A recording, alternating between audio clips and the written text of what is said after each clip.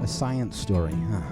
These NYU scientists, I felt really right. But I was so And I just thought, happy. well, I had figured it out. It was that golden moment. Because science was on my side.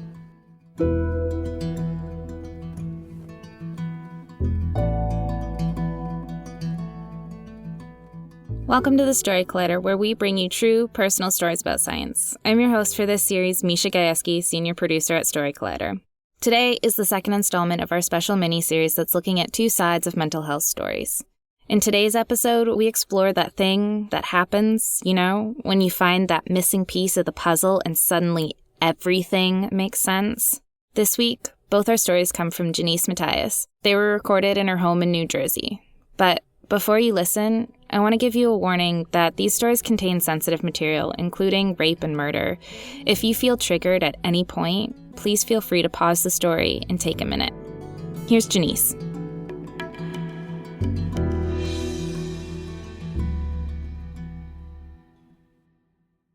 It's 1998, and I wake up in an all-white room. I get out of bed, and I'm wearing just a hospital gown. There's an open door, and from the shadow of light, I could tell it's evening. I wander out into the hallway, and it's only lit by the moonlight, or the rays from the moonlight. And I could hear a TV set playing in the distance. And I walk towards the sound. There, sitting in a chair, is a white man in about his mid-30s, and his hair looked like it had been attacked by a scissors. He looks at me, and he says, "Who are you today?" I just look at him. He said, "I hope you're Carmen, because I like the way she curses in Spanish." I sit down in front of him, and I guess he could tell by my confused look. He says, "Before you ask, you're in St. Joseph's Hospital in Patterson and the psychiatric ward." I was not surprised that I was in a hospital and a psychiatric ward. What was disconcerting to me at that time was why I was there and how I got there. I have always, throughout my life, had an issue or problem with time and space. What I mean is that I would lose time. I would wake up being me, but being in a different place or different clothes or with different people. The first time I could remember me fading out, or I call blackouts, was when I was 2 years old. And I was in the front seat, sitting between my parents in a car. And I remember my parents started arguing, and then it led into actually my father physically abusing my mother while I was sitting between them. And I remember not being able to breathe. And I remember just closing my eyes and just going away.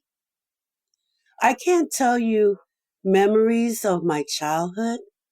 Like some people can say, well, they remember their kindergarten teacher or their best friend. I have no memory of that, of going to school. And this continues all the way until I was 28, where I can only tell you like clips, like MP4s of episodes of my life, or just snapshots of pictures. But I couldn't tell you exactly what happened, what was going on. The next thing I remember was that I was standing again in the lounge. This nurse calls me by the name of Nicole, and she motions towards me, and I'm confused because my name is Jenice. She says to me, "Do you know why you're here?" And I said, "I don't remember. The only thing I remember was this white woman in my living room with her hands around my shoulders saying that I needed help." The nurse says to me again, Well, do you know what your problem is? Problem, I said. I'm married. I have kids. I got a dog. I'm in grad school. I work. Maybe that's it. I just overwhelmed myself. And the fact of self-medication might have not helped me. And as she spoke to me, again, I started this cloud of blackness just clothing me and just blackout. I do remember while I laid in the bed in my room in the hospital, a vision of me being in this abandoned building. And it was when I was about 8 years old. And I remember they tore down this whole block, and it was only a skeleton of buildings. And it was a shortcut to going to school. And I remember that I had a friend, and she and I would always take this shortcut. I don't remember ever seeing that friend again until I was in the second grade or first grade. And I remember sitting on a table surrounded with my classmate around it. And the kid across from me yelled out, "Do you know what happened to Susan?" And the other girl said, "Yeah, she's dead." And then right then and there, I remember, again, blackout. And from then on, I don't remember anything. First, second, third, junior high school, just glimpse of pictures. Well, I was in the psycho ward. This woman comes up to me. She says she's my doctor. And she says to me, "Who are you today?" I am so confused of people asking me who I am. So she says, "Follow me." And she takes me into a conference room. And she sits me down at the table. And she puts before me all of these paintings or drawings made from pencils and crayons. And as I'm looking through these drawings, I say to her, "Why are you showing me this? Pictures look like it was drawn by a child." And except for one picture that was very well detailed, and it was a beach scene, and in the ocean were these skeletons in the form of devils holding pitchforks. And there was this one skeleton devil with a pitchfork looking directly at me. And I said to the doctor, "This is some scary shit. I mean, it's really a nice drawing, but it's scary." The young doctor, who happened to be Muslim, and she had a Muslim attire, and she sat next to me, and she puts her hands on my hand. She says, "I think you have personality dissociation." And I looked at her, and the only thing I knew about personality dissociation from the movie Sybil. And I say to her, "Sybil? Well, that's about a girl who was tied to a piano, and her mother tortured her and did unseen things to her. I don't even have a piano." And she just says to me, "I can't refer you to any outpatient because of your age. There's nobody that treats adult personality dissociation."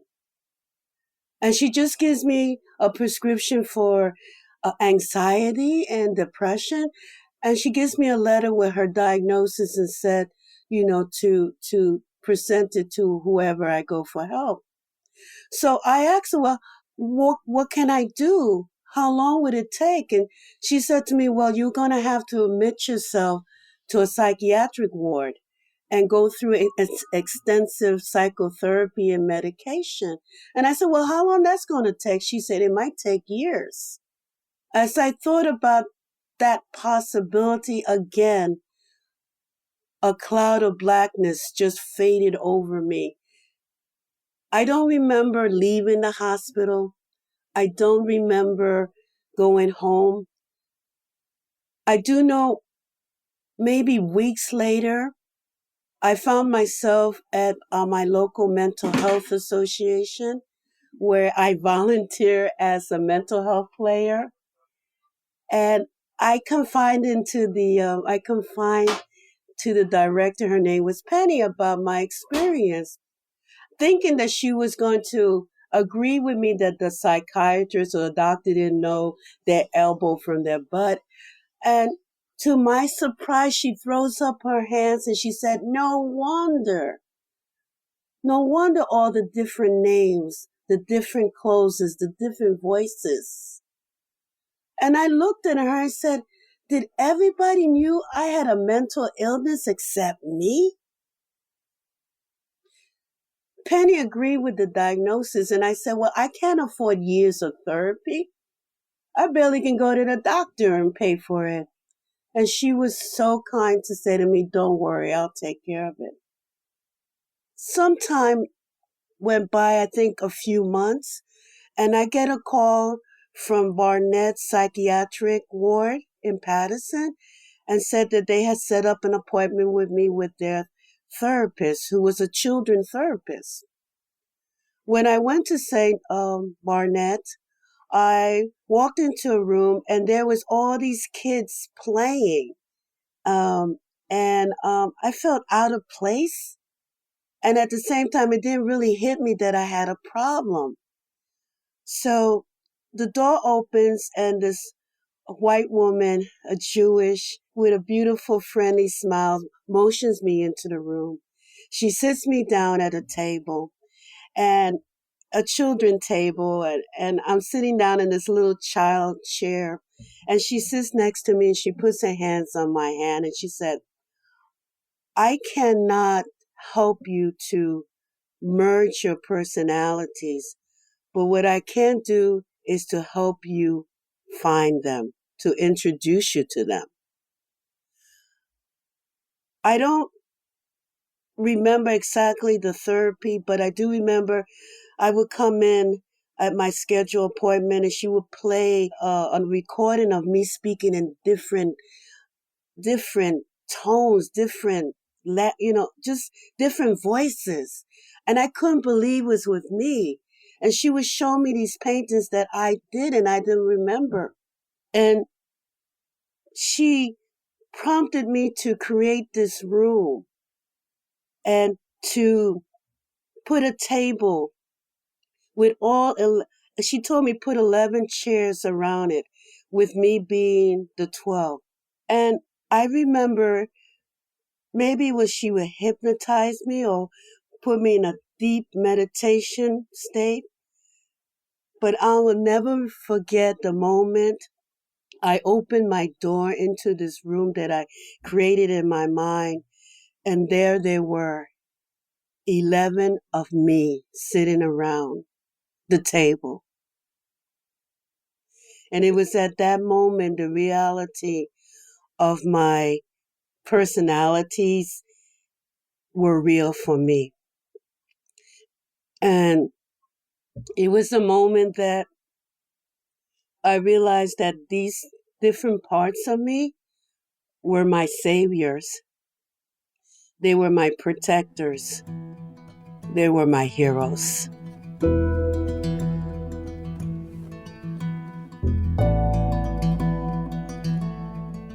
That was Jenice. For much of her life, Jenice's personalities hid what happened during her blackouts. As she says, they were protecting her. But recently, some of those memories started to come back to her in flashes. Now that she's met her different personalities, she sees parts of her life completely differently.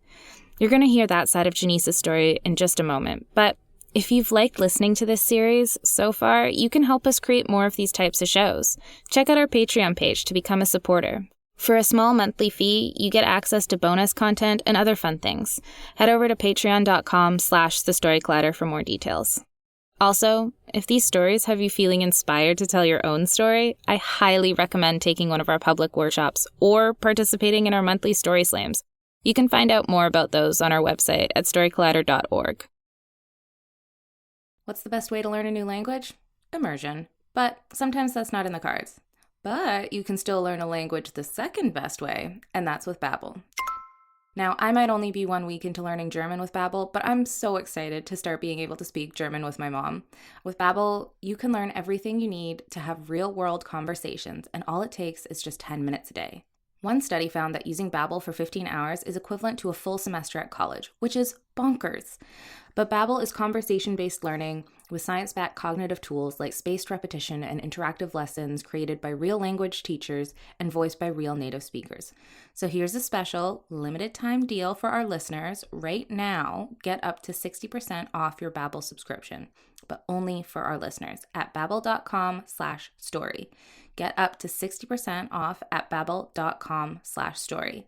Spelled BABBEL.com/story. Rules and restrictions may apply. Now, before we move on to Jenice's next story, I want to remind you that this story contains some sensitive material, so take a step back if you need it. Here's the other side of Jenice's story.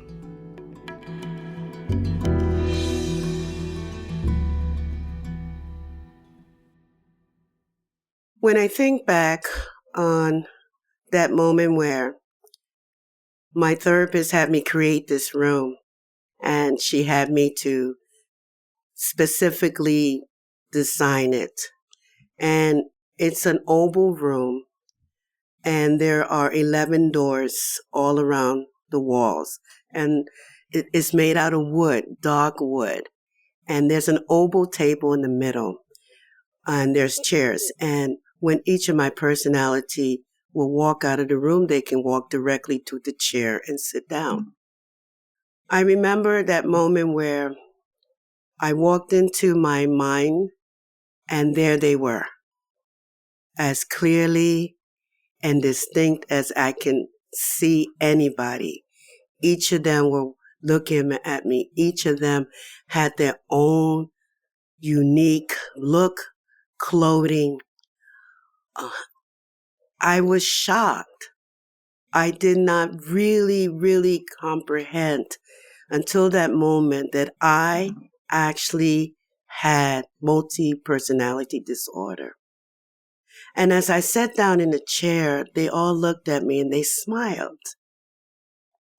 And the one of my personality that I really never really met, but for some reason I had this overwhelming fear, was sitting across the table at the head of the table and was looking at me.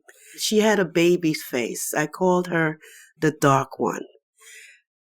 And the reason I call her the dark one is because whenever she came out, it was a bedlam of emotional pressure, beyond being depressed. It was like having a big rock just on your chest.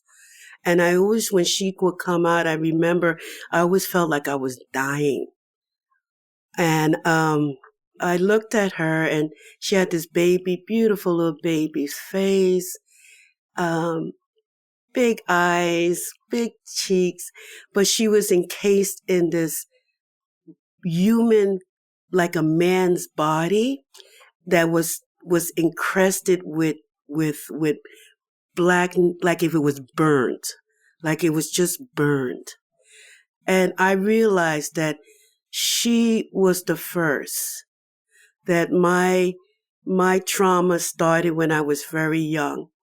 And from her came all the others. And I got this impression that at a young age that she was like, it's like a mother grabbing a child that's going to be pulled back from being injured, like maybe the child is going to fall off the edge, you're going to be hit by a car. You know how a parent would grab the child and pull him back to safety? That's the impression and the feeling I got from this baby face, that she was the one that grabbed me and saved me. And from her came the others.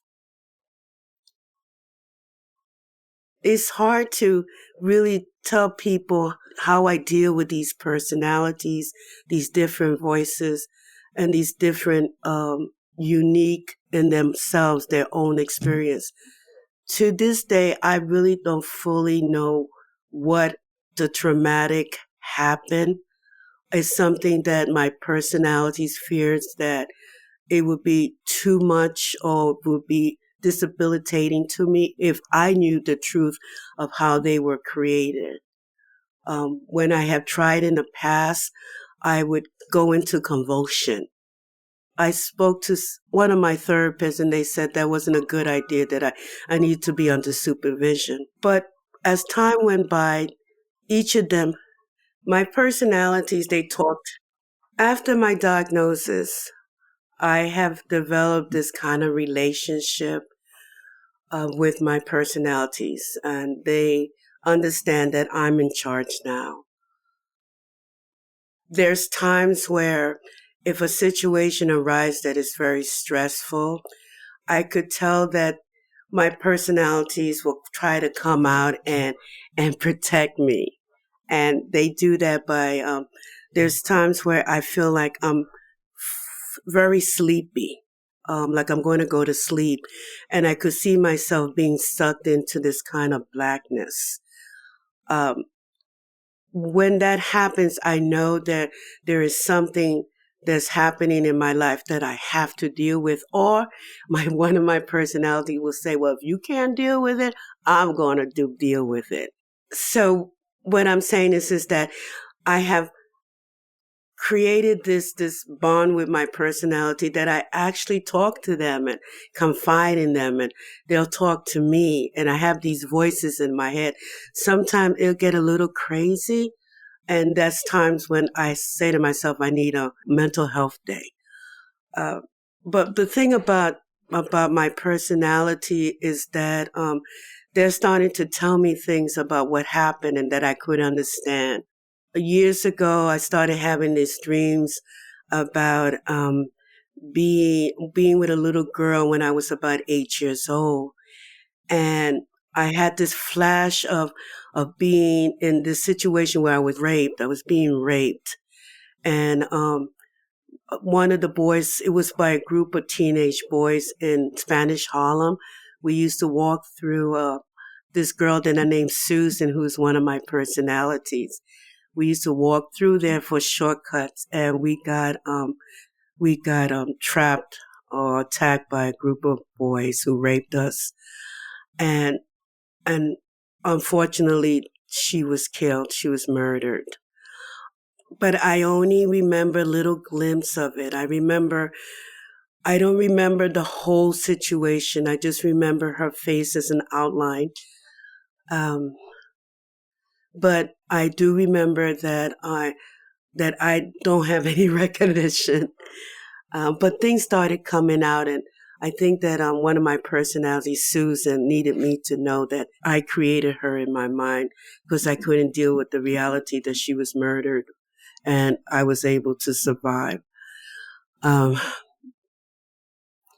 think I spoke about the first time that I knew that I went into a disassociated when I was a toddler, and I was in the front seat sitting down between my parents, and my parents started to have this fist fight over me. And I remember that was the first time where I felt that I couldn't breathe. And I remembered that I had like an out-of-body experience where I actually saw myself above me looking down at myself. And then the next thing I knew, that blackness just grabbed me and sucked me into itself. I'm starting to remember little things like that of trauma that I experienced, but not the full trauma. Now that I know I'm a senior citizen, and I thank my personalities because they're the ones who saved me. They're the ones who protected me. They're the ones who were there when I couldn't be there. And it was so interesting that all my life, nobody knew about them, not even me. And that how I could just go through life, going to college, graduating, going to grad school, having kids, that I was able to function and nobody knew it, that I had this disorder. I take this moment, and when I reflect back, I am so grateful. I am so grateful that I don't know how they were created. I know how they were created. They were created through trauma. But I am so grateful to them that they loved me enough, that they cared about me enough, that they were willing to put themselves in place of me so that I could continue living. I don't know what my life would have been if I didn't have them. And they are truly my heroes. And I thank them every day for giving me my life. That was Jenice again. Jenice is an EMT and a special service teacher. She's also a dancer, singer, actor, comedian, and storyteller. She's performed for shows like The Moth, Risk, and The Storyteller, just to name a few. You can hear her first Storyteller story at storyteller.org. She's currently working on her next solo show entitled I Don't Suffer From Insanity. I enjoy every moment of it. The Story Collider is so grateful to Jenice for sharing her stories with us. The Story Collider is also very grateful for the support of Science Sandbox, a Simons Foundation initiative dedicated to engaging everyone with the process of science. This podcast series is produced by me, Misha Gajewski, with assistance from Story Collider's artistic director, Aaron Barker, deputy director, Nissa Greenberg, and senior podcast editor, Jen Chen. Special thanks goes out to the whole Story Collider team, including operations manager Lindsay Cooper and interim executive director Leslie Griesbach-Schultz, without whom none of this would be possible. The stories featured in this episode were produced by me, Misha Gajewski, and our theme music was composed by Ghost. Next week is our final episode of this series, where we'll hear from a brother and sister who handled their mother's strange behavior very differently. But in the meantime, remember, it might take years. Also, take care of yourselves and each other. Thanks for listening.